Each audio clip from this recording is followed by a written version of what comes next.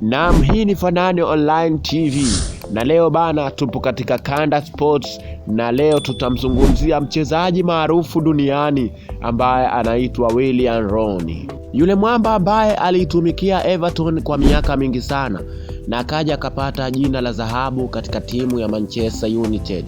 Je, unamjua Willian Rooney? Aha. Nipo hapa kukujulisha historia yake na maisha yake katika soka.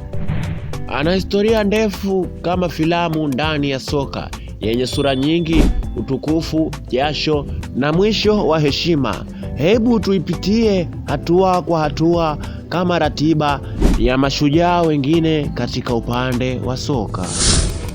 Katika mwanzo wa kuanza maisha yake kwenye upande wa soka la mpira wa miguu, alipata kupewa jina ambalo lilitambulika kama Willian Macron. Yes.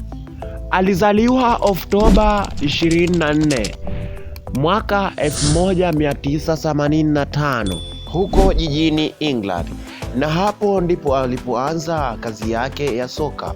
Akatumikia timu ya Everton Youth Academy. Ron alianza kutambulika kuwa ni kijana ambaye mwenye kipaji kikubwa sana. Basi hapo ndipo alipoanza kutumikia timu ya wakubwa ambayo hiyo ni timu ya Everton. Ukiwa huo ni mwaka 2002. Alianza kucheza akiwa ana miaka takriban miaka 16. Na alipokuja akafunga bao la kwanza dhidi ya Arsenal, hapo ndipo alipoanza kuwa star ghafla. Willian Rooney. Basi hapo ndipo Manchester United ikaamua kumsajili. Ikatikiwa huo ni mwaka 2004. Na alikuja akastaafu mwaka 2017. Rooney. Basi hapo ndipo alipojiunga na Manchester United, wakati huo ikiwa ni mwaka 2004 kutoka Everton.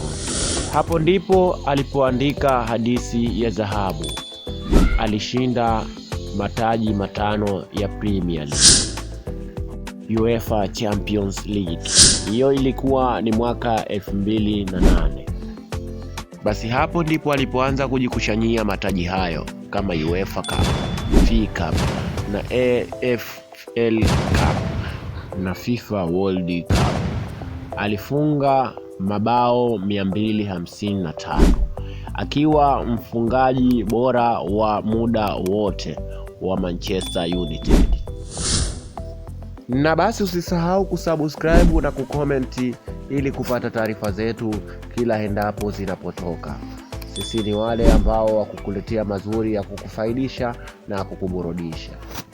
Najua una hamu sana ya kutaka kuijua historia yake, basi usichoke kunifuatilia mwanzo hadi mwisho.